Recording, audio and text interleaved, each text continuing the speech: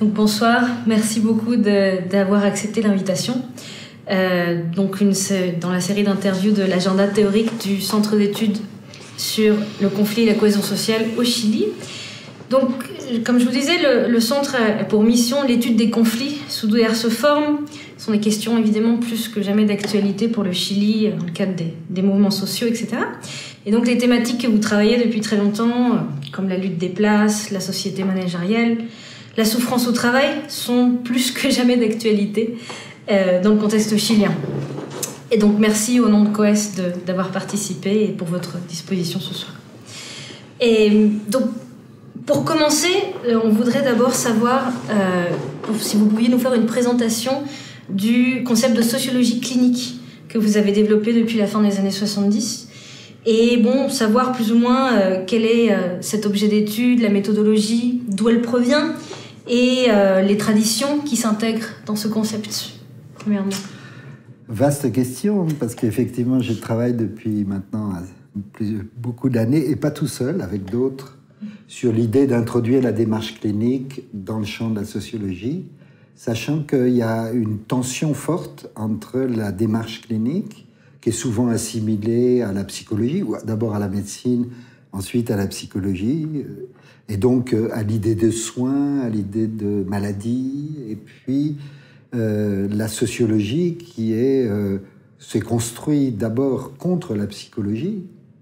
Encore que quand on relit Durkheim maintenant, on voit que c'est pas si simple. Oui, et que Durkheim disait, une fois qu'on a épuré l'explication sociologique, les sociologues devraient avoir une formation de psychologue.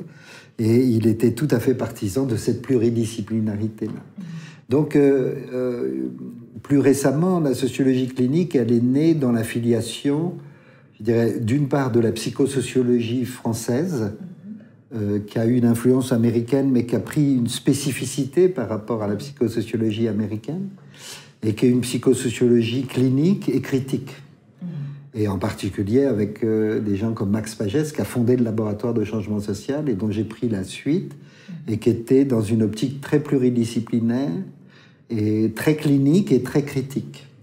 La deuxième filiation épistémologique par rapport à la sociologie clinique, je dirais que c'est le freudo-marxisme et l'école de Francfort, c'est-à-dire d'essayer de mettre en lien le marxisme et la psychanalyse, mais plus largement l'approche du côté du social, en intégrant l'apport de la psychanalyse par rapport à la question de l'inconscient, la question du fonctionnement psychique et intrapsychique. Et puis la troisième influence pour la sociologie clinique, c'est une sociologie qui est moins connue peut-être parce que je pense ça a toujours existé, cette préoccupation dans le champ de la sociologie. Dès le départ en France, par rapport par exemple l'opposition entre Durkheim et Tarde, et puis après avec le collège de sociologie, des gens comme Roger Caillois, Michel Léris, Georges Bataille, qui avait fait un manifeste du collège de sociologie, c'était juste avant la guerre de 40, donc c'était dans les années 38-39, qui avait fait un manifeste en proclamant les phénomènes sociaux ne sont pas des choses.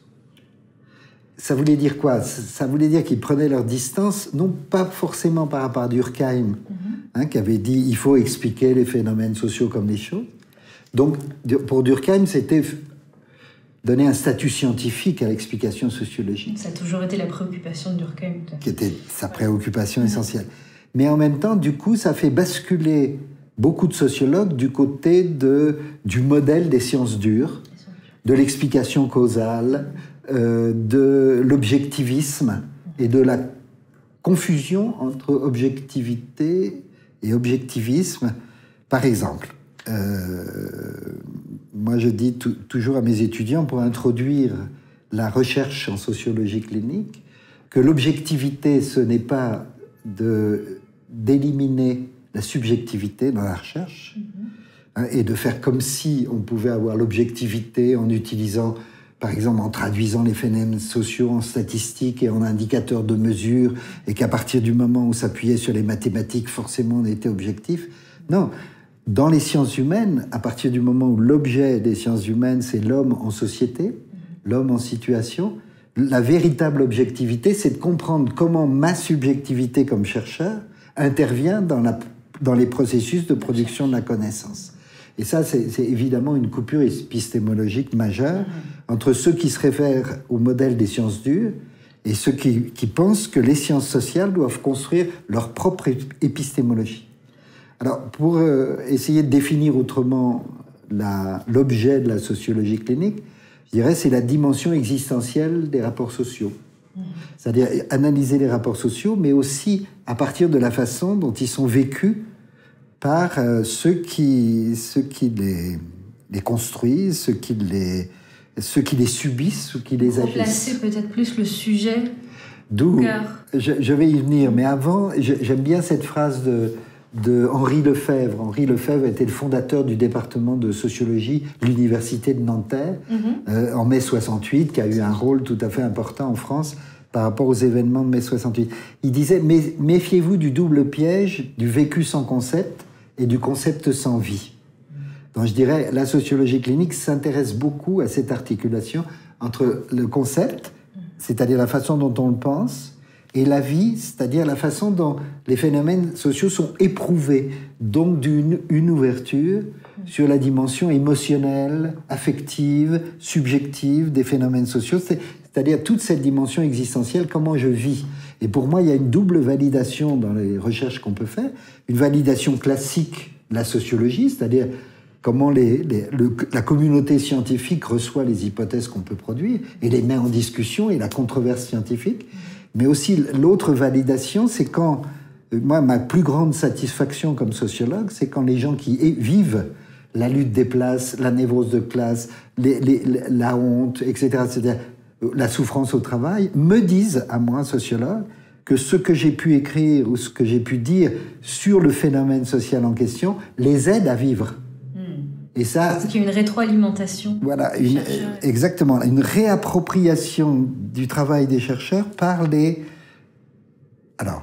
agents, les acteurs, les sujets. Alors c'est la troisième dimension que vous avez abordée, qui est cette dimension non pas seulement de la subjectivité, mais la question c'est ce que disait Sartre, l'important n'est pas ce qu'on a fait de l'homme, mais ce qu'il fait de ce qu'on a fait de lui. Et de ce point de vue-là, donc l'important n'est pas uniquement d'analyser les déterminations sociales, en tant qu'elles déterminent les conduites, les comportements, les choix, etc., mais aussi de comprendre comment l'acteur se réapproprie son expérience sociale pour transformer ce qu'il a déterminé.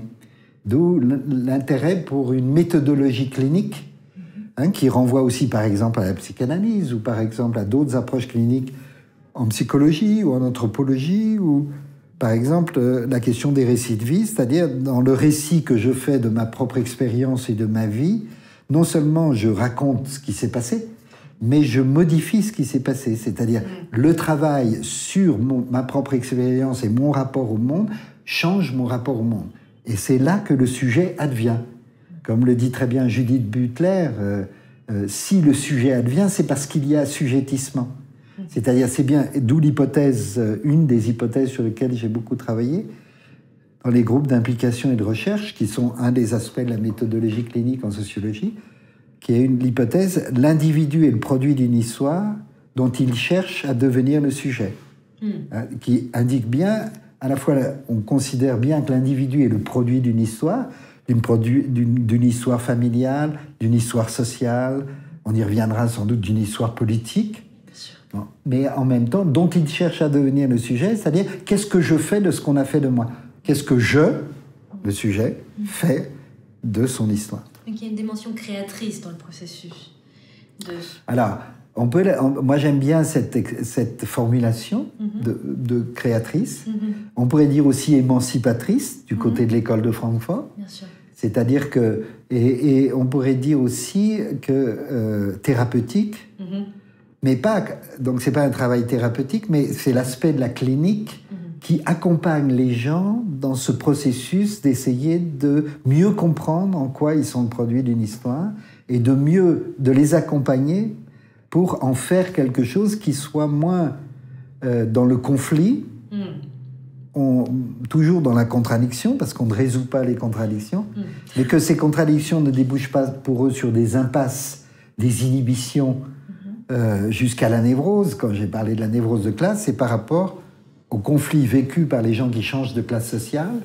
Et j'avais remarqué que beaucoup d'entre eux étaient inhibés. Je pense que ça intéressera nos amis chercheurs. Au départ, ce que j'avais remarqué, c'était une névrose de thèse. C'est-à-dire des gens qui n'arrivaient jamais à finir leur thèse. Ah oui, c'est très fréquent. Vous en connaissez ? Malheureusement beaucoup. Alors que, de mon point de vue, ils étaient beaucoup plus intelligents que moi, beaucoup plus cultivés dans le champ de la recherche, avec une maîtrise théorique évidente, qu'ils avaient beaucoup travaillé sur le terrain, et il y avait comme quelque chose qui les empêchait. Les retenait de finir. Alors, et j'en ai interviewé un certain nombre, et je me suis rendu compte que pour un certain nombre, pas tous, en fait, ce qui était l'inhibition, c'était de devenir docteur. Parce que fantasmatiquement, devenir docteur, c'était passer dans l'autre camp. Passer dans le camp des bourgeois, dans le camp des dominants, dans le camp de ceux qui avaient le pouvoir. Et que s'ils avaient choisi sociologique, c'est justement parce qu'ils ne voulaient pas être dans ce camp-là. Et c'est cette contradiction que j'avais appelée la névrose de thèse. Et en généralisant, je me suis rendu compte qu'il y avait d'autres gens qui ne devenaient pas sociologues, mais qui devenaient travailleurs sociaux, éducateurs, dans ces professions intermédiaires entre les classes sociales, et qui en fait étaient dans une contradiction forte entre le désir individuel de promotion sociale, simplement s'élever dans la société, avoir des conditions de vie meilleures, qui était un désir absolument légitime, mais qu'il vivait quelque part comme difficile à réaliser, parce qu'au fur et à mesure où ils montaient dans la société, en particulier s'ils avaient des diplômes, ils vivaient ça comme un conflit de loyauté par rapport à leurs origines sociales.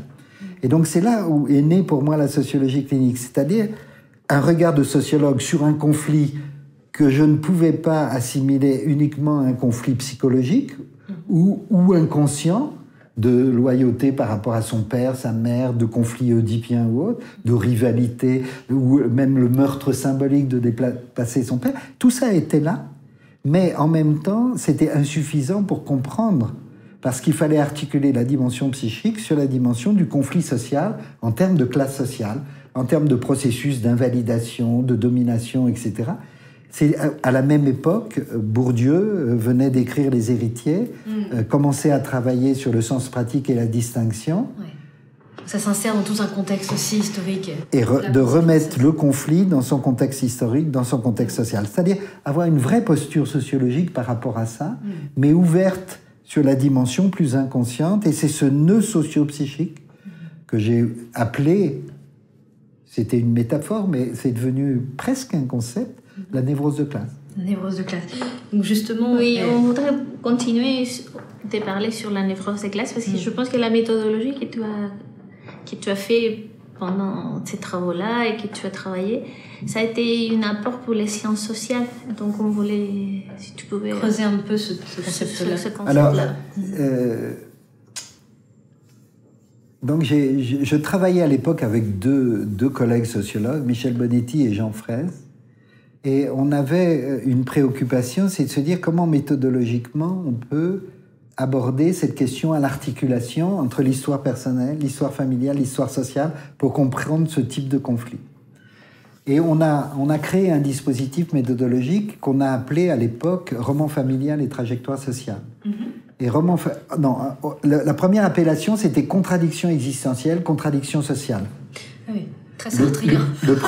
Le premier est à la fois marxiste, sartrien et freudien. Oui, c'est ça la combinaison. Et en fait, je crois que l'idée méthodologique, on ne s'est pas rendu compte au départ de la pertinence méthodologique qu'on faisait, qui était plutôt que d'aller interviewer les gens qu'on avait repérés qui avaient ce type de conflit, créer un dispositif pour permettre à ces gens-là qui se posaient des questions de se dire c'est là que je vais pouvoir comprendre ce qui m'arrive. C'est-à-dire, et c'est là où le dispositif est devenu clinique, un espace clinique. C'est-à-dire, c'était pas uniquement un espace. Pour nous, c'était un espace de recherche. Ça nous intéressait d'essayer de comprendre comment des gens qui vivaient ces contradictions les vivaient et les analysaient. Et on a fait une proposition méthodologique qui a attiré ces gens-là, qui a renversé un peu la demande, qui fait que s'ils venaient là, c'est parce que ça les intéressait pour comprendre pour eux. Moi-même. Et c'est comme ça qu'est né le dispositif des groupes d'implication et de recherche, au croisement de deux demandes. L'implication, j'ai besoin de comprendre pour moi, et donc je vais dans ce dispositif parce que ça m'aide à comprendre des problèmes que je rencontre. Et du côté de la recherche, avec les gens qui viennent là, on va comprendre ensemble des processus et des mécanismes, Sociaux. comme les chercheurs essayent de le faire. Donc il y avait cette première articulation, implication et recherche. Et la deuxième articulation, c'était roman familial et trajectoire sociale. Roman familial du côté de Freud, il avait désigné par ce terme-là le fantasme des enfants abandonnés qui inventaient une histoire sur leurs origines. Et il avait trouvé ça en particulier chez les enfants adoptés. Et petit à petit, le développement de la psychanalyse a montré que pratiquement tous les enfants, à un moment ou à un autre, élaborent une histoire sur leurs origines. C'est une névrose d'abandon. Alors, pour la névrose d'abandon, mais aussi qui est un moyen, dit Freud, de corriger et supporter les conflits oedipiens. Dans le fond, si mes vrais parents ne sont pas mes parents, ben, mes parents, au moins, ils m'ont adopté et ils sont... Ben, c'est pas grave, quoi. Bon, ils sont pas à la hauteur de mes aspirations, mais en fait, ils s'occupent de moi. Voilà. Bon, et donc, c'est pas si mal. Donc, ça dédouane un peu la conflictualité oedipienne au niveau inconscient. Et Freud a bien montré que dans les fantasmes de l'enfant par rapport à ses origines, ben, souvent, l'enfant va choisir le roi, la princesse, le châtelain du coin, etc. D'où la question de savoir si les fantasmes des enfants d'ouvriers, de bergers, de paysans, sont les mêmes en termes de roman familial que ceux des aristocrates, des bourgeois, des patrons, etc. Et donc, on a eu envie d'explorer cette dimension-là, et on s'est rendu compte, en fait, que notre dispositif attirait des enfants d'ouvriers, de paysans, mais aussi de bourgeois, mais aussi d'aristocrates, etc. Vous avez une phrase assez célèbre là-dessus. Freud a oublié qu'Oedipe était roi. Voilà, alors elle n'est pas de moi. Elle n'est pas de moi, elle est de Karl Schorske, et c'est Bourdieu qui a publié dans Actes de la recherche en sciences sociales un article de Karl Schorske qui avait travaillé sur Vienne fin de siècle, et qui a cette phrase que Bourdieu a reprise aussi, et que j'ai reprise aussi, c'est-à-dire que les enjeux oedipiens, c'est pas seulement des enjeux inconscient en termes de désir sexuel, c'est que si Laios veut se débarrasser d'Oedipe, c'est aussi parce que Oedipe, dans la malédiction, va prendre son trône, et pas seulement sa femme. Voilà. Et donc il faut articuler les deux. Il faut articuler les enjeux sexuels et les enjeux sociaux. Et dans les trajectoires sociales, par exemple, c'est ça qui permet de resituer la question du roman familial à partir de l'analyse des trajectoires sociales, et de ce que c'est. En fait, on est arrivé quelque temps. Enfin, on s'est beaucoup appuyé sur Bourdieu par rapport à ce qu'il disait sur la distinction et sur les enjeux en termes de capital social, capital culturel, capital économique, etc. C'est-à-dire pour pouvoir que les positions dans la société sont à la fois des positions subjectives et des positions objectives. Et il faut prendre les deux. C'est-à-dire, et beaucoup de psychologues oublient de prendre, ou de psychanalystes oublient que Oedipe était roi, c'est-à-dire la position sociale derrière le fantasme de rivalité, etc. Mais beaucoup de sociologues oublient aussi que Oedipe était certes roi, mais que les enjeux dans la famille par rapport à la position du père, par exemple, en termes sociaux, ne sont pas exempts d'enjeux plus inconscients, de rivalité, qui traversent les familles, qui traversent les rapports hommes-femmes, qui traversent les rapports de domination, etc. Et donc, l'idée, c'est qu'on ne peut pas vraiment... Si on ne traite qu'une des deux dimensions, on passe à côté de quelque chose qui est tout à fait essentiel. Bien sûr. Donc, la méthodologie, pour revenir au groupe d'implication et de recherche, on bricolait comme tout le monde au début. Je veux dire, maintenant, c'est installé, donc les gens ont l'impression qu'on a construit quelque chose de solide, d'argumenté, etc. On a tâtonné, et puis on les a co-construits avec les participants. Alors ça, c'est très important pour moi, par rapport à la dimension clinique, en sociologie, qui est la dimension de co-construction avec les participants. Co-construction à la fois des outils de travail, mais co-construction des hypothèses, des interprétations, de l'analyse. Et donc, pratiquement, ceux qui viennent à des groupes d'implication et de recherche, ils sont toujours intéressés à un double titre. intéressés personnellement parce qu'ils semblent touchés par cette problématique, et intéressés professionnellement parce que comme travailleurs sociaux, comme éducateurs, comme psychothérapeutes, comme chercheurs, comme sociologues, ils sont comme enseignants, comme psychiatres, ils sont intéressés à titre professionnel parce qu'eux aussi rencontrent des personnes qui ont des symptômes, qui vivent des conflits, qui sont à l'articulation du social et du psychique. Du psychique, bien sûr. Bien sûr. Et je voudrais poser la question, c'est après la névrose des classes, tu commences à travailler des autres sujets, comme sûrement les travails. Qu'est-ce que la névrose des classes te pose comme question pour les travailleurs avec qui tu te rencontres et qu'après tu abordes énormément dans tes autres livres? J'ai toujours eu tenu les deux de front. C'est-à-dire depuis que j'ai rencontré Max Pagès, en fait, la première recherche, on a fait ce que je viens d'expliquer sur les recherches autour de romans familiales et trajectoires sociales et des récits de vie, de la névrose de classe et puis après de la honte. J'avais été éducateur spécialisé avant d'être sociologue et j'avais été dans une contradiction forte entre deux univers. L'univers des jeunes dont je m'occupais, alors ici je pense que la prévention spécialisée n'est pas bien connue, c'est des éducateurs de rue. Ça veut dire qu'ils ne travaillent pas en institution ou pour une institution, mais qui essayent de se faire accepter par des bandes de jeunes pour faire de la prévention, c'est-à-dire éviter que ces jeunes basculent dans la délinquance, dans la toxicomanie, dans la folie, dans la dangerosité pour eux-mêmes d'abord. Et donc c'est une façon d'intervenir et de faire du travail social qui ne part pas des normes institutionnelles et des demandes de la société d'adaptation par rapport à ces jeunes, mais qui part des jeunes et qui essaye de les accompagner pour leur permettre, d'être mieux acceptés ou de mieux accepter le monde tel qu'il est pour qu'ils ne se mettent pas en danger, ils ne se détruisent pas eux-mêmes. Alors, j'avais été frappé que ces jeunes-là disaient toujours « c'est la honte, c'est la honte, c'est la honte ». C'est-à-dire que la question de la honte, de la stigmatisation, de l'invalidation... Par exemple, la société traite ces jeunes-là d'inadaptés, sans se rendre compte que ça les met dans une contradiction totalement paradoxale, parce qu'on dit qu'ils sont adaptés, parce qu'ils sont violents, parce qu'ils ont un certain type de comportement, alors que ce comportement est parfaitement adapté à leurs conditions concrètes d'existence. C'est-à-dire quand on vit dans la pauvreté, quand on vit dans des bidonvilles, des favelas, dans la rue, il faut apprendre à se battre. Il faut apprendre, quand on n'a pas d'argent, il faut apprendre à survivre sans argent. Comment on fait ? On développe des habitus, des façons d'être et des façons de faire qui sont adaptés à ces conditions concrètes d'existence et qui sont stigmatisés par la société. Donc, pour moi, au départ, il y avait là d'abord... Je me suis rendu compte qu'il y avait là une contradiction entre l'analyse en termes de comportement, c'est-à-dire c'est leur comportement qui doit changer, et donc d'aller chercher du côté de la psychologie le fait qu'ils ne sont pas adaptés, et l'expérience que j'avais, et c'est cette expérience-là qui m'a amené à devenir sociologue, c'est-à-dire à comprendre qu'ils étaient confrontés à une contradiction sociale qui avait des effets psychologiques et qu'il ne fallait pas interroger seulement les comportements des gens, mais les normes de pouvoir, de domination.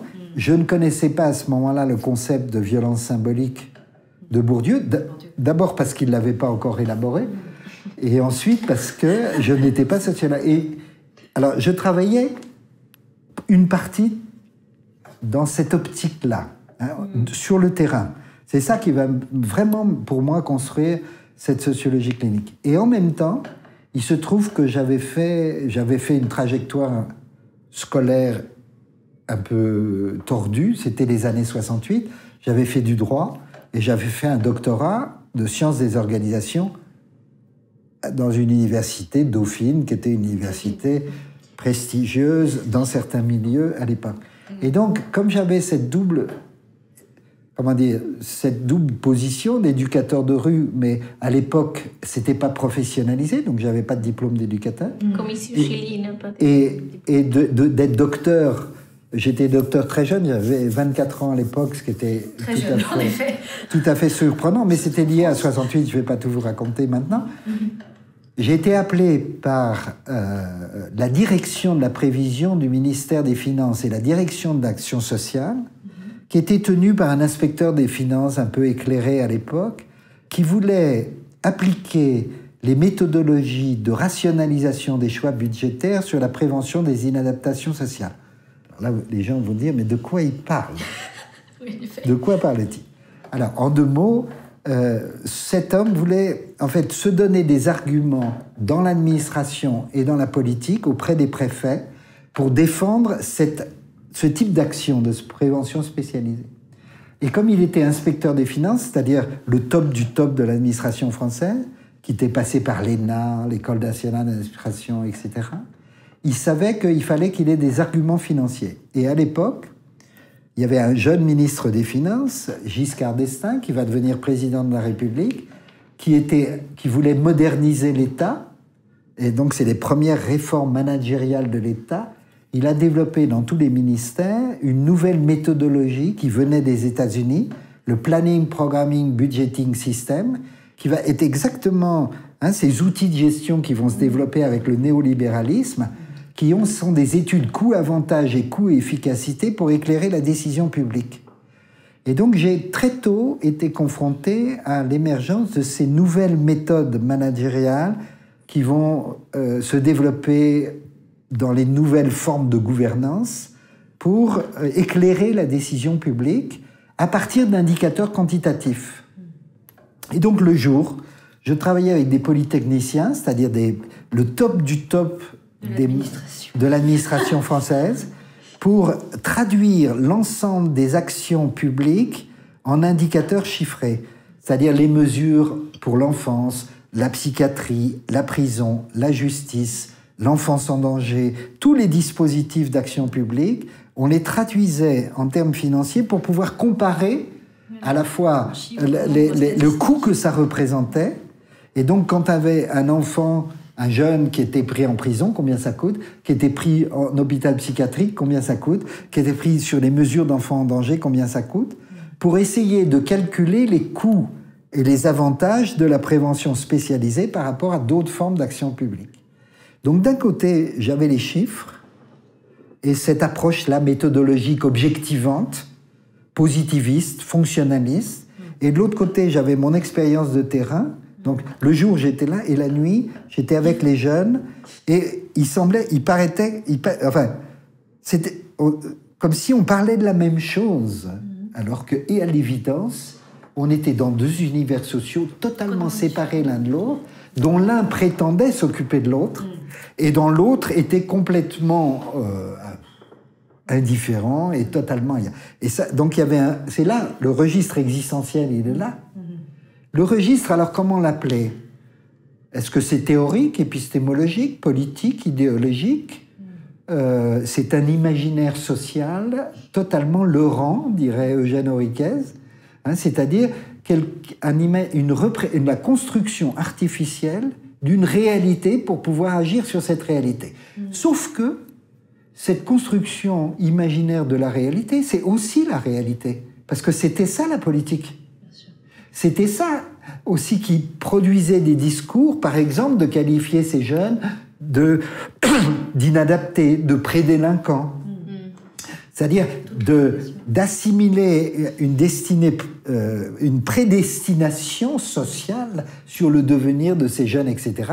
On verra que ces débats-là, d'ailleurs, vont se développer fortement dans les années qui vont suivre en France, avec, par exemple, l'informatisation des directions de l'action sociale, avec la prévention en médecine qui va utiliser aussi des outils informatiques pour classer les enfants en fonction de leur dangerosité ou faire de l'épidémiologie, etc.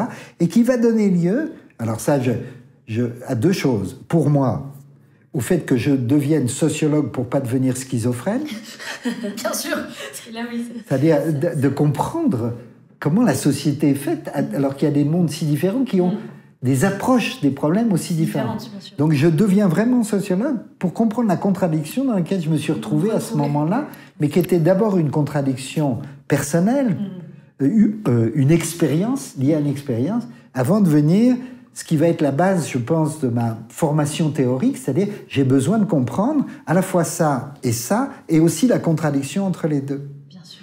Et puis la deuxième chose, c'est que à l'époque, donc avec Max Pagès, on faisait aussi une enquête sur le pouvoir dans les multinationales, sur IBM, qui donnera lieu à un livre qui s'appelle... Une des premières études, ça. Première grosse enquête de terrain sur la question du pouvoir dans les organisations et de l'entreprise, et qui va donner lieu à l'emprise de l'organisation, qui est un livre qui est encore réédité parce qu'on est sans doute les premiers chercheurs à avoir approché le nouveau modèle de management qui allait se substituer au taylorisme, au management dans le capitalisme industriel. Et donc cette question du travail, je l'ai eue depuis le début.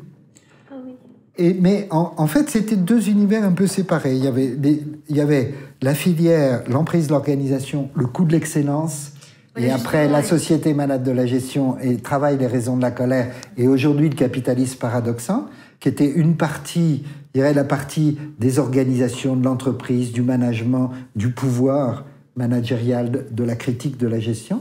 Et de l'autre côté, il y avait les histoires de vie, la clinique, non pas du côté des organisations et du travail, mais plutôt de l'histoire personnelle, de l'histoire familiale, etc. Deux dimensions différentes, en fait. Deux dimensions qui étaient différentes et qui sont de plus en plus connectées les unes avec les autres. Par exemple, dans la lutte des places, ou par exemple dans le capitalisme paradoxal. Et en revenant justement sur ces notions que vous mentionniez, la condamnation à la réussite, tout le domaine de l'entreprise managériale que vous avez développé. Donc si je comprends bien, vous considérez toutes ces idées de l'origine du management, après vont s'étendre en fait à d'autres sphères de la société, à la sphère privée, à la sphère intime, à la famille, et donc à l'école. À l'école, et donc, en vous écoutant, on a des échos un peu de Foucault, le pouvoir, toute cette dimension-là. Est-ce que vous pourriez nous parler un petit peu de ça, justement, de tous ces concepts-là? Foucault, parce que Bourdieu, Foucault, Castel, Castoriadis, d'une certaine façon. Bon, moi, quand j'arrive en 68, 69, 70, sur ces questions-là, etc. Ils sont en pleine création, en pleine... Foucault, Surveiller, punir, 1975. Bourdieu, La distinction, 1975. C'est-à-dire que en France, ces années-là sont des années... on a eu beaucoup de chance. Parce qu'on aurait pu connaître un destin comme celui du Chili, sans doute moins grave, mais moins violent. Mais on a eu beaucoup de chance, on y reviendra si vous voulez, parce qu'on a eu la chance de pouvoir être dans la critique, confronté à une forme de répression, mais tellement douce par rapport à ce que vous avez connu ici, et donc de pouvoir que notre créativité, un peu gauchiste, un peu radicale, un peu de tout vouloir remettre en question, de changer la société, de changer la vie, etc., n'a pas été barrée par une répression radicale, et une répression ni policière, ni militaire, ni politique, ni idéologique, ni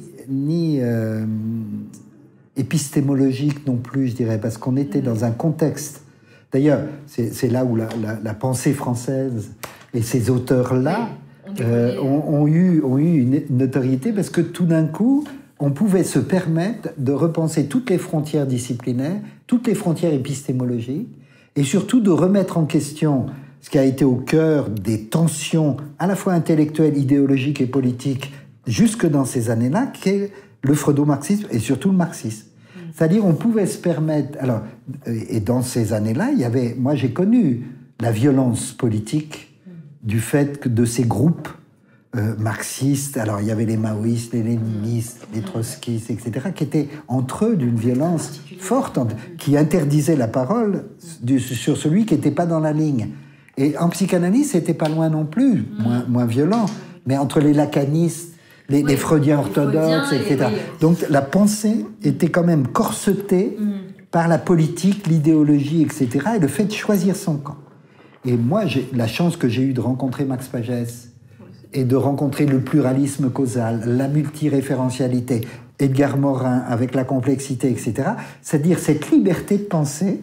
sans être obligé de choisir son camp, sans être obligé de choisir sa discipline, sans être obligé, quand on avait choisi sa théorie, on devenait bourdieusien, lacanien, marxiste, freudien, etc. On foucaldien, etc. Et moi, j'ai eu horreur dès le début, et pour moi, c'était totalement anti-scientifique. Quelqu'un qui disait « je suis lacanien » ou « je suis bourdieusien », pour moi, c'est pas un chercheur. C'est un apparatchik ou c'est un clerc, c'est-à-dire c'est un croyant. Et pour moi, la science et la recherche est à l'opposé de la croyance et de la foi.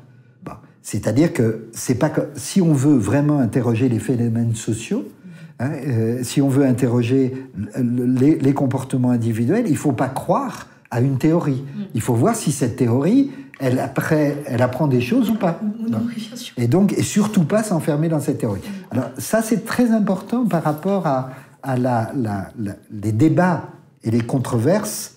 Et donc, du coup, on faisait du vagabondage théorique. C'est pour ça que j'ai vagabondé. J'ai été avec la psychanalyse, avec le marxisme, avec Foucault, avec Bourdieu, avec Robert Castel, avec Max Pagès, et donc avec Rogers, par exemple. Mettre Rogers et Bourdieu ensemble, c'est pour Bourdieu, j'en ai discuté avec lui, totalement antinomique. Parce que l'illusion rétrospective, l'illusion biographique, etc., pour lui, c'était vraiment l'anti-rogérisme total, c'est-à-dire la non-directivité ne peut pas être scientifique parce que la science, c'est ça qui permet de construire des hypothèses et de donner du sens. Et donc, raconter sa vie n'a pas de sens. Voilà, s'il y avait une dimension de... Et Bourdieu disait, le sens, il se construit. Et pour le construire, on a besoin d'hypothèses, on a besoin d'armatures théoriques, etc. Il n'était pas encore très loin du structuralisme. Et il avait écrit avec Passeron, dans Le métier de sociologue, la malédiction du sociologue, c'est qu'il a affaire à des objets qui parlent. Oui. Magnifique phrase. Chosification, en fait, de la... Et moi, j'ai eu la chance de rencontrer... J'ai pas pris Bourdieu à ce moment-là dans mon jury de thèse par rapport à la névrose de classe. J'aurais adoré ça pour deux raisons. La première, c'est que je pense qu'il faisait une névrose de classe. Oui, carabiné. Bourdieu est traversé par toutes ces... Carabiné, et qu'il m'a dit après, oui, il m'a dit... Il a reconnu ? Oui, tout à fait. Et puis, la deuxième chose, c'est qu'à ce moment-là, il était effectivement... il n'avait pas encore écrit La misère du monde. La misère du monde, c'est ce que j'avais dit. Et alors je lui ai dit, mais pourquoi vous avez écrit cette phrase qui effectivement invalidait tout type de recherche qualitative qui allait vers des entretiens plutôt semi-directifs ou non directifs, essayer d'aller au plus près de ce que les gens vivent, ce que vous avez fait dans La misère du monde. Ouais. Et il m'a dit, oui, j'ai mis du temps à comprendre que la sociologie s'était construite contre l'existentiel, contre le personnel, et que c'est une des raisons majeures de l'incapacité de bon nombre de sociologues de comprendre quoi que ce soit à la souffrance sociale. Oui, parce que le niveau d'abstraction des théories sociales, parfois, ou des sociologues, c'est pour ça que ça... Voilà. On arrive à des écarts avec la réalité qui sont tellement... Voilà. Et quand il écrit La misère du monde, ou plutôt, quand La misère du monde est des enregistrements de petites nouvelles sociologiques, qui sont des tranches de vie d'acteurs sociaux, on voit qu'il s'approche là de cette dimension existentielle. Alors, j'en reviens à la question de Patricia sur la question de la souffrance sociale. Donc, dans La lutte des places, je fais une enquête sur honte et pauvreté, et une enquête très importante avec d'autres, avec des psychanalystes, des sociologues, des psychosociologues, pour essayer de montrer les liens qui peuvent exister entre la question de la pauvreté, ces enjeux d'exclusion, d'invalidation liés au marché du travail, au marché du logement, liés au fonctionnement de la société, et en particulier à l'émergence d'émergence de cette idéologie de la réalisation de soi-même, du management, de l'excellence, qui fait qu'en fait, ceux qui ne réussissent pas sont des losers, et donc les losers ne peuvent s'en prendre qu'à eux-mêmes. Et puis la question de la honte, c'est-à-dire de l'intériorisation d'une image négative de soi qui détruit de l'intérieur toute possibilité d'accéder aux études, d'accéder au pouvoir, d'accéder à l'argent, d'accéder à ce qui est nécessaire, ce que Castel appellera plus tard les supports nécessaires pour exister comme individu dans la société. Alors, on travaille... En fait, la lutte des classes, c'est un travail sur la souffrance sociale, dans ses dimensions symboliques, dans ses dimensions objectives, économiques, sociales, et dans ses dimensions subjectives, c'est-à-dire l'estime de soi et comment j'intériorise une image négative de moi. Et en même temps, je me rends compte qu'il y a en fait les deux pôles dont je parlais tout à l'heure. Dans ces années-là, il y aura le pôle de l'excellence, de la réussite, de la culture de la haute performance, et le pôle de l'exclusion, de la pauvreté, de l'invalidation. Et en fait, j'étais encore un peu un pied dans l'un, un pied dans l'autre. Et dans la lutte des classes, par exemple, je montre le lien qui peut exister entre les transformations du système économique et le fait qu'on ne parle plus d'inégalité sociale, qu'on ne parle plus de... que la lutte des places se substitue à la lutte des classes. C'est-à-dire que si... que tout le discours sur la lutte des classes et l'idée que la lutte des classes était le moteur de l'histoire et pouvait renverser l'ordre social, c'était une idée auquel beaucoup de gens ont eu besoin de croire à un moment donné pour avoir de l'espérance, mais que l'expérience et l'histoire montraient que ça ne débouchait pas sur une transformation de la société souhaitable. Et que surtout, même les gens les plus concernés par ça, qui à un moment donné, dans le capitalisme industriel, s'identifiaient à l'identité ouvrière, prolétaire, et le rôle du Parti communiste ou des partis de gauche qui disaient que c'était la solidarité, l'action collective qui allait leur permettre de changer leur sort dans la société, et que, en fait, en interviewant ces gens-là, ceux qui étaient avant, qui auraient pu adhérer à cette idée-là, construisaient une autre représentation qui est que ils n'étaient pas intéressés par changer l'ordre des places, mais ils étaient intéressés par changer leur place dans l'ordre. C'est-à-dire, et c'est ça l'individualisme, c'est-à-dire chaque individu est renvoyé lui-même pour produire son existence sociale, pour construire sa place dans la société, donc pour lutter pour avoir une place sociale. Et donc la lutte des places devient une préoccupation principale par rapport à l'idée de la lutte des classes. Bien sûr. Et donc on débouche évidemment là sur un aspect des transformations du travail où on constate à cette époque-là que ces nouvelles formes de management favorisent cet individualisme, favorisent la compétition individuelle, l'avancement au mérite, le management par objectif, toute une série de dispositifs de gestion qui renforcent cet individualisme et la compétition interne et la rivalité interne, et que donc du coup le problème du chômage n'est pas un problème qui est lié à l'incompétence ou l'absence de formation des gens, mais créé structurellement par le système comme un décalage entre le nombre de personnes actives en âge d'occuper des emplois et le nombre d'emplois que l'économie produit, et que entre les deux, le décalage entre les deux fait une variable d'ajustement qui permet de faire pression sur le travail, et la peur des travailleurs d'être exclus, de ne pas pouvoir rentrer sur le monde du travail,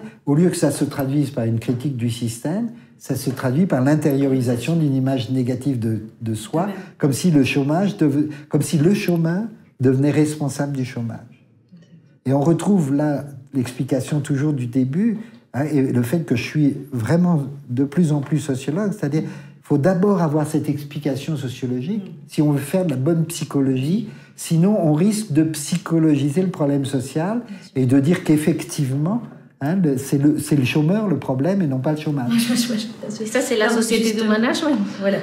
Justement, quand on vient à cette idée de la société du management, bon, on se trouve au Chili, qui est peut-être un des cas les plus paradigmatiques justement de cette société du management à outrance, puisque, comme on parlait avant un petit peu, 73, coup d'État, État néolibéral, et on a cité... plusieurs fois la phrase de Layton, on vit au Chili dans une société néolibérale avancée.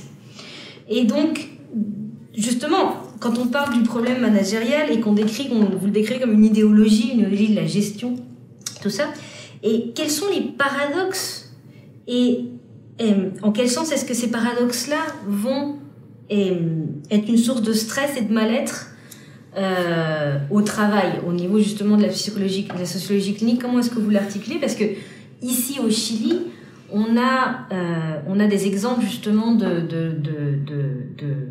bon, et pas de loi sociale qui est quand même, enfin une loi du travail qui est assez ample, où on a des travailleurs qui travaillent 45 heures par semaine, voire beaucoup plus, où il y a plus de limites au travail. Toutes ces choses-là, vous les avez décrites justement et vous les décrivez dans la société. Alors, initialement, moi, je les ai rencontrées dans les multinationales. Voilà. Et alors qu'il n'y ait plus de limite au travail. Donc, au départ, c'était bien un nouveau modèle qui est né dans les multinationales anglo-saxonnes, que je sache, et dans l'emprise de l'organisation, les gens d'IBM avaient beaucoup insisté en disant IBM, c'est pas ITT.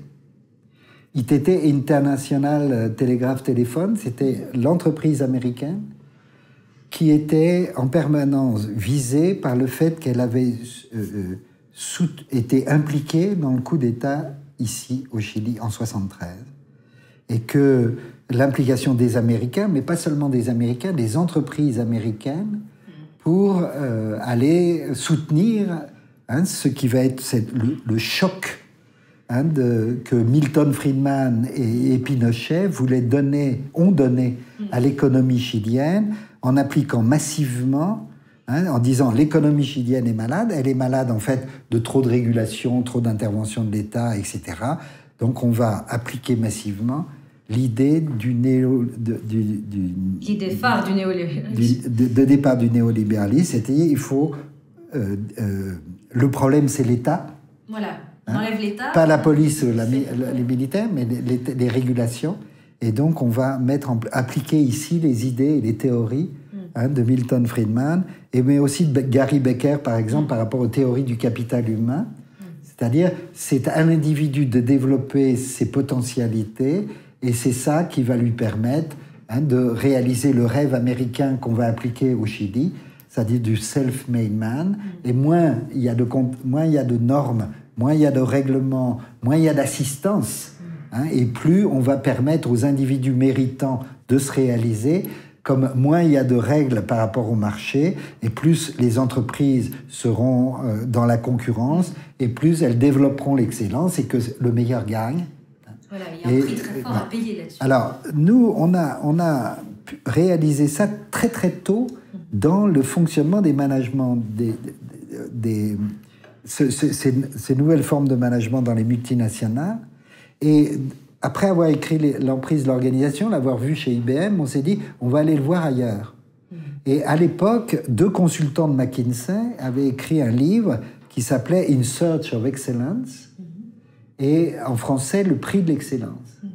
Et moi, j'avais déjà été attentif au fait que cette excellence-là avait un coût. Oui. Et donc, j'ai proposé dans un programme de recherche travail et santé mentale de faire une recherche sur le coût de l'excellence. Et on s'est aperçu que l'excellence, effectivement, produisait du stress, produisait du burn-out, produisait de la dépression, jusque des dépressions assez graves. On les décrit dans le livre El coste de la excelencia, qui est traduit en espagnol, et le coût de l'excellence en français, et en particulier des suicides. J'écris dans le coût de l'excellence, j'écris un exemple de suicide à IBM, d'un suicide sur le parking d'un homme qui dit vous me mettez trop en pression, et en fait la cause de mon suicide c'est de votre forme de pouvoir, vous êtes inconscient sur ce que vous êtes en train de produire. Et donc cette violence-là, en Europe, on ne l'a pas vue à travers la violence militaire et la violence policière ici, mais on voyait qu'il y avait une violence, mais qui était une violence innocente, une violence douce, une violence psychique. Et donc, on a développé à ce moment-là l'hypothèse que,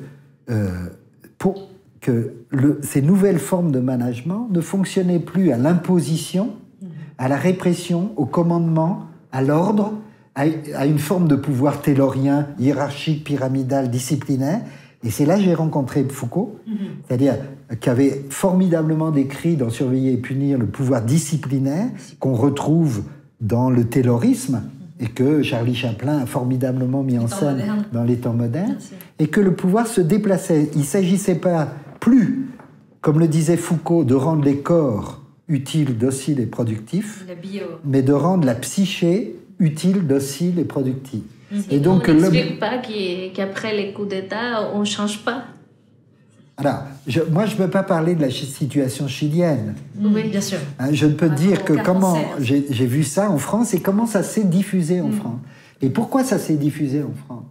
C'est parce que cette forme de pouvoir et de fonctionnement managérial, ça va proposer la culture de la haute performance. Ouais. C'est-à-dire, pourquoi le prix de l'excellence, écrit par In Search of Excellence, par Peter Waterman, les consultants d'entreprise ont continué à vendre ce modèle-là, alors même qu'un des deux auteurs, 7 ans après le prix de l'excellence, dit « Attendez, il y a un problème ». Et il écrit un livre qui s'appelle « Le chaos management ». Et il dit que s'il y a un problème, c'est que sur ces 64 entreprises multinationales les plus performantes du monde qu'ils avaient analysées pour construire ce modèle du management de l'excellence, plus de la moitié, 7 ans après, étaient soit en faillite, soit avaient été rachetés par les concurrents, soit avaient disparu. Ouais, et donc il disait, devenez des fanatiques de l'échec. C'est bien pour l'excellence. Moi, j'ai rencontré ce pouvoir paradoxal d'abord par le paradoxe de l'excellence. Devenez des fanatiques de l'échec parce que si vous échouez 6 mois avant vos concurrents, vous vous donnerez les moyens de réussir 6 mois avant eux pour le coup suivant. Et il décrit un monde totalement chaotique dans lequel on va être en crise permanente. Et donc, d'ailleurs l'histoire montre bien, à partir de ces années-là, le système capitaliste est dans une crise permanente.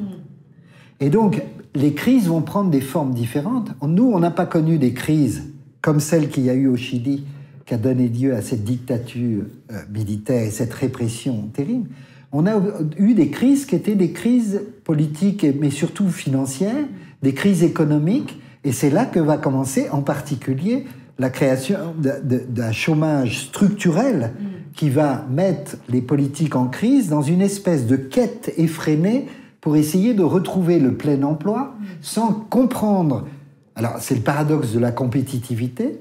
C'est-à-dire, on dit, pour pouvoir résoudre le problème du chômage, il faut avoir une croissance plus élevée. Pour avoir une croissance plus élevée, il faut une économie plus compétitive.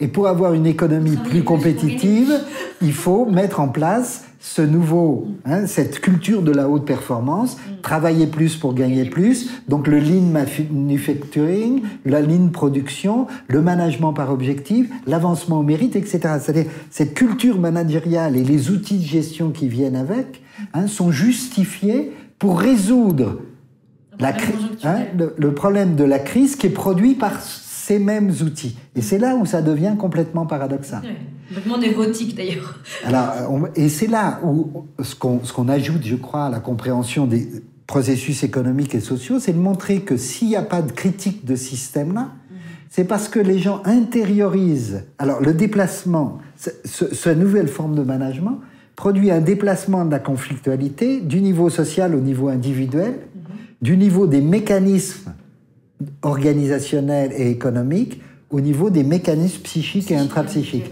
C'est-à-dire, les gens, et c'est ce qu'on avait déjà montré dans l'emprise de l'organisation, les travailleurs ont intériorisé la contradiction capital-travail.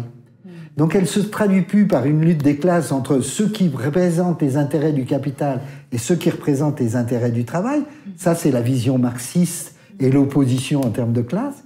Les gens vivent à l'intérieur d'eux un clivage entre une partie de leur moi qui s'identifie et s'adapte aux exigences de l'organisation et à cette culture de la haute performance. Il faut que je me forme, il faut que je sois flexible, il faut que je m'adapte, il faut que je sois mobile, il faut que je travaille plus pour réussir, il faut que j'intériorise cette exigence d'excellence, et si je suis excellent, effectivement, je vais être reconnu.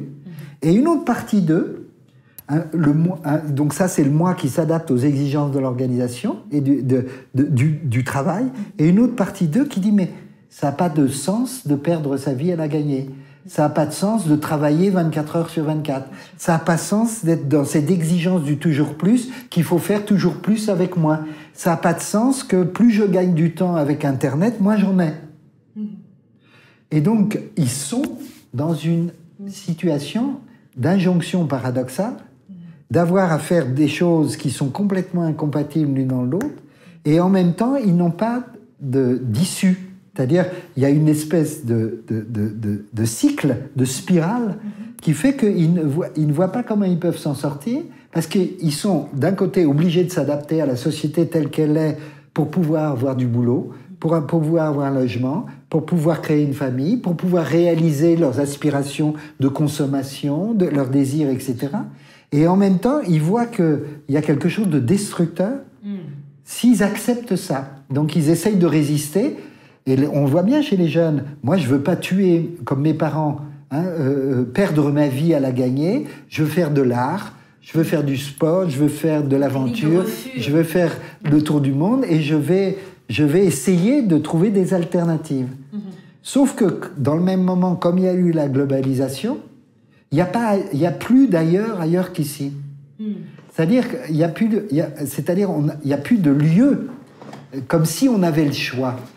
C'est-à-dire, on est obligé à la fois de s'adapter, de résister. Voilà. On est à la fois, si on veut garder du sens, déconstruire ce système qui nous rend dingue, et en même temps, il faut être dedans, parce que si on est dehors, c'est encore pire.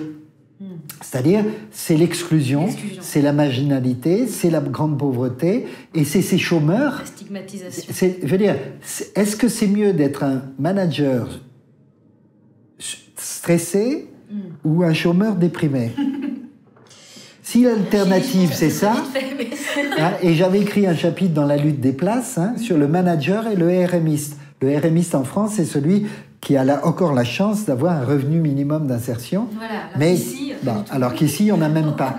Et comme si l'alternative de la vie, c'était soit d'être dans le management de l'excellence avec le coût que ça représente, soit d'être dans l'exclusion et de pas être... de pouvoir avoir... Mais surtout, avoir une place dans la société.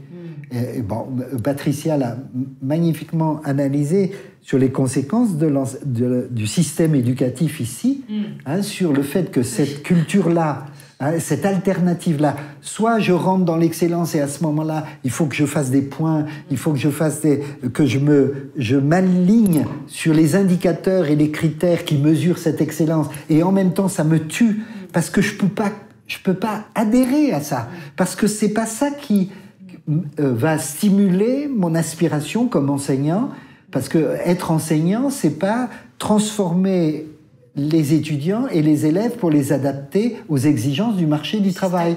Être enseignant, c'est pour transmettre de la connaissance, produire et transmettre de la connaissance, pour faire de ces enfants-là des hommes et des femmes qui aient le goût de vivre, qui soient des citoyens, qui soient engagés dans la vie sociale, etc.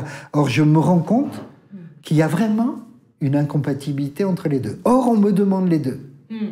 Et donc, c'est une tension permanente que je comprends plus ou moins bien, mais plutôt moins bien que plus, mais que j'ai tellement intériorisé qu'elle me prend de l'intérieur.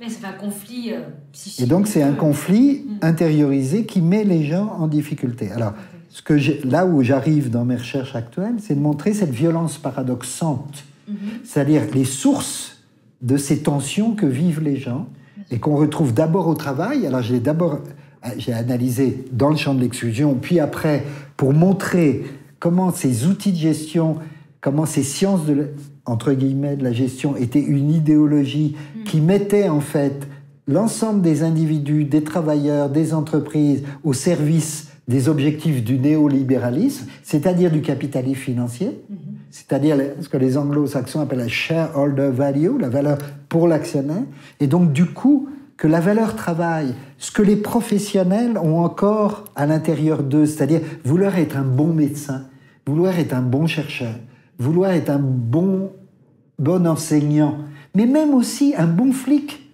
un bon juge, un bon journaliste.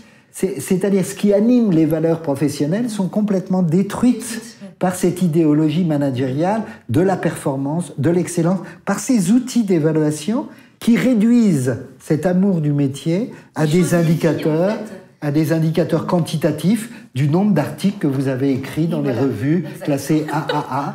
Et si vous avez pas indexé l'impact factor, et qu'il faut intérioriser cette logique de l'évaluation si vous voulez être reconnu comme un bon chercheur, alors que en reconnaissant ces indicateurs, ça vous ça vous fait mal. Bon, c'est ça le paradoxe et le paradoxant. Et donc, c'est là où le lien entre la politique et l'analyse du système économique, les modes de gestion, les outils de management et les pratiques managériales dans les organisations, et le vécu des tensions internes que je vis quand on me demande deux choses qui sont absolument nécessaires et totalement incompatibles. Bien sûr. Et donc, la question aujourd'hui, c'est comment on peut, ne pas devenir fou, inverser la tendance. mais au lieu de ne pas devenir fou en prenant des psychotropes, des antidépresseurs, et aller voir que du côté et de la psychothérapie en pensant que mais parce que j'en ai besoin. Mais en même temps, en sachant que la source de cette violence, de cette tension que je vis, comme une violence interne, mais pas comme une violence répressive, comme une violence intériorisée, elle vient effectivement de ces pratiques de management, ces outils de gestion, et que pour remettre en question ces pratiques de management, ces outils de gestion qui sont liés au développement du capitalisme financier et à cette nouvelle gouvernance. Alors c'est là, je termine sur le registre politique. Vous, c'est arrivé avec une dictature.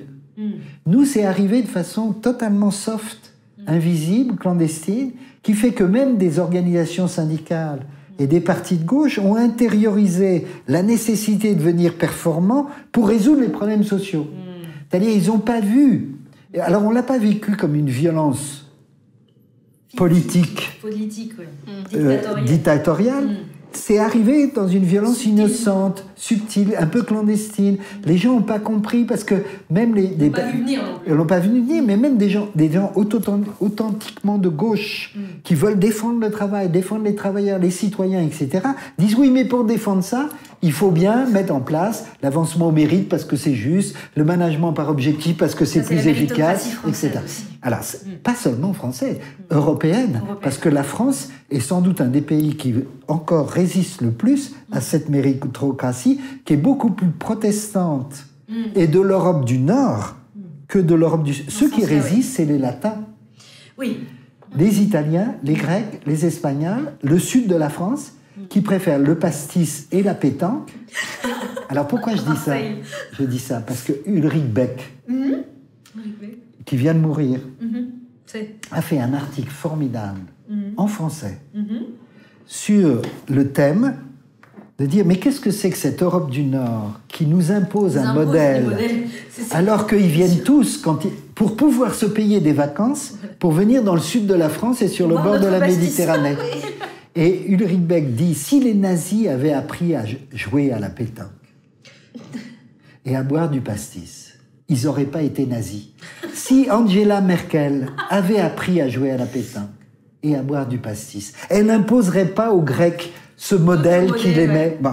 C'est pour ça qu'on a le problème terrible aujourd'hui au sein de l'Union européenne, les tensions entre le Nord, et le Sud, mais au sein aussi de la Grèce, de l'Italie, de l'Espagne et de la France, et on le connaît en France, quand on voit des partis de gauche qui se font élire en disant « nous, on va réagir contre ça », et une fois qu'ils sont élus, qui ne peuvent pas... Alors, c'est pas pour les excuser, mais qui sont dans une contradiction telle que s'ils ne font pas un discours pour être élus de contestation, ils ne seront pas élus.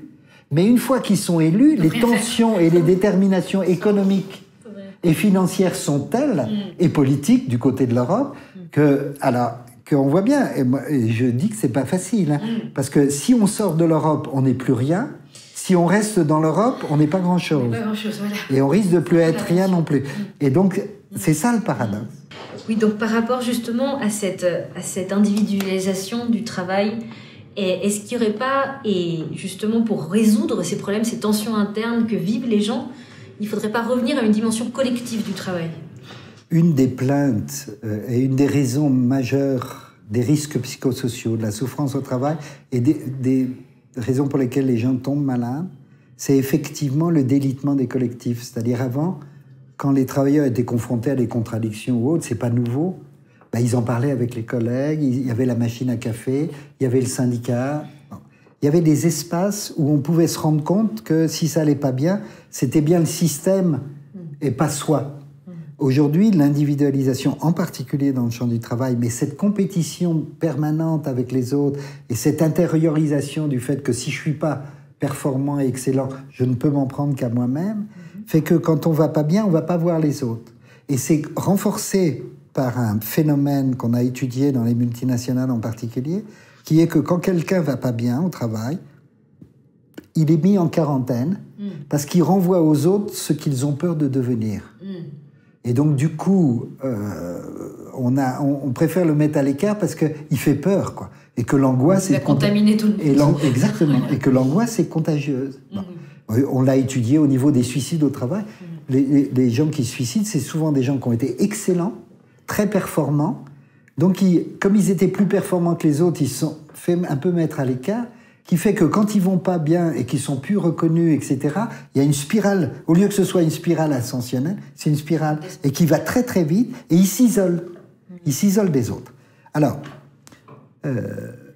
mon sentiment aujourd'hui, c'est que la seule façon de sortir d'un système paradoxant, c'est ce que les psychologues appellent la métacommunication, c'est de communiquer sur le système. C'est-à-dire que les organisations syndicales, si elles veulent retrouver de la crédibilité, les collectifs de travail, s'ils veulent retrouver de la solidarité, doivent développer des capacités d'analyse collective pour comprendre les paradoxes dans lesquels ils sont mis. Et non pas pour faire ce travail de désintériorisation. On a évoqué l'incorporation, l'intériorisation, l'inculcation, pour pouvoir aller dans le sens inverse, de mettre en extériorité, il faut pouvoir parler avec les autres et analyser avec les autres. Une de mes plus grands bonheurs de sociologue écrivain a été quand j'ai reçu un mail d'une femme qui avait lu La Société malade de la gestion et qui raconte toute son histoire et qui illustrait ces hypothèses dont on vient de parler et qui me dit « Je vous remercie parce qu'en lisant votre livre, je me rends compte que c'est pas tout dans ma tête. » Les travailleurs, quand ils se mettent à parler vraiment de ce qu'ils vivent, etc., peuvent arriver à des effets de ce type-là. Et quand on se rend compte que c'est pas tout dans ma tête, ça veut dire qu'on a développé ces capacités de comprendre pourquoi on a été mis dans une situation paradoxale. Mais pour pouvoir le changer, on ne changera pas les choses tout seul. On ne peut les changer que collectivement. C'est pour ça qu'il faut développer ces capacités collectives. Et c'est pour ça que les chercheurs en sciences sociales ont, de mon point de vue, une très grande responsabilité par rapport à ça, parce que c'est à eux de donner les outils aux acteurs, aux travailleurs, pour mieux comprendre les situations qu'ils vivent et mieux comprendre pourquoi c'est du non-sens, les contradictions dans lesquelles ils sont, pourquoi ils arrivent. En fait, l'absence de sens, c'est simplement parce qu'ils n'ont pas arrivé à donner du sens à ce qu'ils vivent.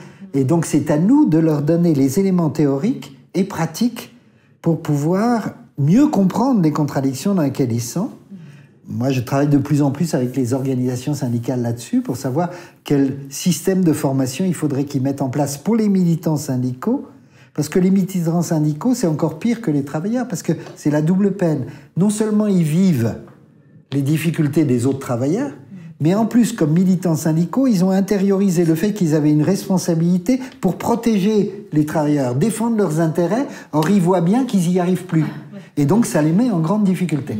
Donc c'est là où on revient à la question de votre question sur les collectifs. Pour recréer du collectif, il faut recréer du sens commun, recréer de l'être ensemble, un monde commun, c'est-à-dire développer des espaces de réflexivité délibérative, disait Habermas, si je reprends l'école de Francfort, c'est-à-dire des lieux où on puisse à la fois penser collectivement pour pouvoir agir collectivement.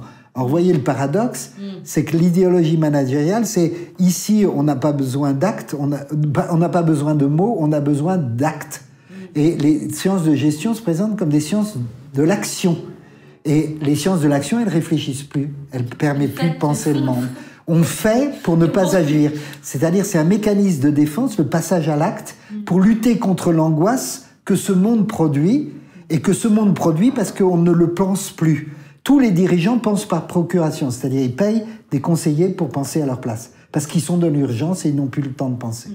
Donc c'est à nous, chercheurs en sciences sociales, intervenants sociaux, qui interviennent dans ce monde-là, de se donner les outils théoriques et méthodologiques pour apporter les réponses par rapport à ça. Alors, et pour aider à produire de la pensée collective, pour produire de l'action collective. Alors ça veut dire quoi? Ça a une conséquence pour les chercheurs tout à fait importante. Si on voit qu'il y a des liens étroits entre le système économique dans lequel on est, la bataille idéologique autour du néolibéralisme, de ses pratiques managériales et donc les débouchés politiques de cette bataille idéologique. Le problème des politiques aujourd'hui, des syndicats et des politiques, c'est qu'ils n'ont plus de théorie qui leur permet justement, substantielle et consistante, la révolution managériale, comme le dit Warren Buffett, la lutte des classes existe et c'est les riches qui l'ont gagnée. Donc on a besoin à la fois de renouveler nos théories pour comprendre le monde, afin de renouveler les théories politiques pour agir sur ce monde. Et pour ça, je pense qu'il est important que les sciences sociales s'interrogent sur elles-mêmes et pourquoi si peu de chercheurs, en fait, travaillent sur ces questions-là. C'est-à-dire que beaucoup sont préoccupés par ces questions-là. Mais ils ne les travaillent pas directement. Mais par exemple, trop peu de sociologues du travail travaillent dans les salles de marché, là où se fait le monde économique, hein, dans les bourses, etc., parce qu'ils ont peur de la gestion, ils ont peur de la finance, etc. Alors, ils vont plus du côté du travail ouvrier qui est en train de disparaître que du côté de là où se crée le monde.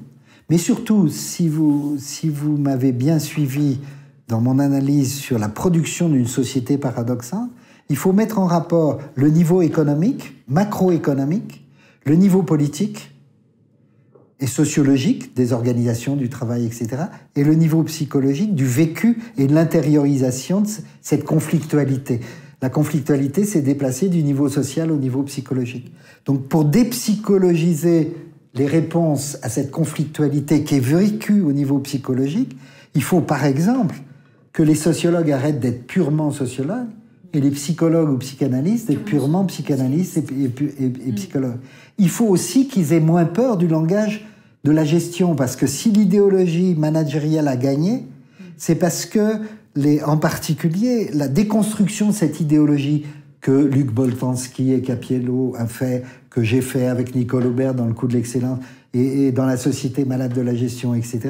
On est très peu de sociologues à avoir travaillé là-dessus, trop peu, alors que c'est indispensable. Et donc il faut faire une révolution pour déborder, dépasser les cloisonnements disciplinaires et entrer dans ce que Edgar Morin a proposé, d'ailleurs comme projet scientifique, la complexité. C'est-à-dire ne pas décider des théories de son objet de recherche en fonction des théories et des disciplines de référence, c'est-à-dire construire son objet comme un objet sociologique, psychologique, anthropologique ou autre, mais il faut inverser les choses, c'est-à-dire dire par rapport à cet objet-là, j'ai besoin de théories qui éclairent la dimension psychique, la dimension sociale, la dimension économique et la façon dont elles s'articulent les unes avec les autres. Et en fait, la sociologie clinique n'est pas une sociologie. C'est des sciences, elle essaie d'avoir une problématisation multiple, c'est-à-dire d'emprunter à des théories qui viennent de champs disciplinaires différents. C'est ça la problématisation multiple. Et souvent, c'est vécu comme... Non, je ne crois pas, c'est une spécialité des vrais chercheurs. Tous les chercheurs fondamentaux, ils commencent par la biologie, par la physique, par la sociologie, etc. Et à un moment donné, ils ont une réflexion épistémologique, et cette réflexion épistémologique, elle devient pluridisciplinaire. C'est-à-dire, ils sortent de leur discipline pour mieux comprendre leur discipline. Donc, c'est pas de pas être loyal à sa posture et à sa discipline initiale, parce que pour se construire, il est important d'avoir une discipline et de construire sa pensée sur une discipline. Et en même temps, par rapport à la complexité du monde, il faut pouvoir en sortir pour pouvoir voir ce que les autres disciplines peuvent apporter aux objets sur lesquels on travaille. Et donc, c'est une exigence épistémologique qui est alors là, partagée par tous les bons chercheurs du monde entier, hein, qu'ils soient chinois, chiliens ou français. Voilà. Je vous remercie beaucoup. Avec plaisir. Tous aussi, au nom de COES, et bon retour en France.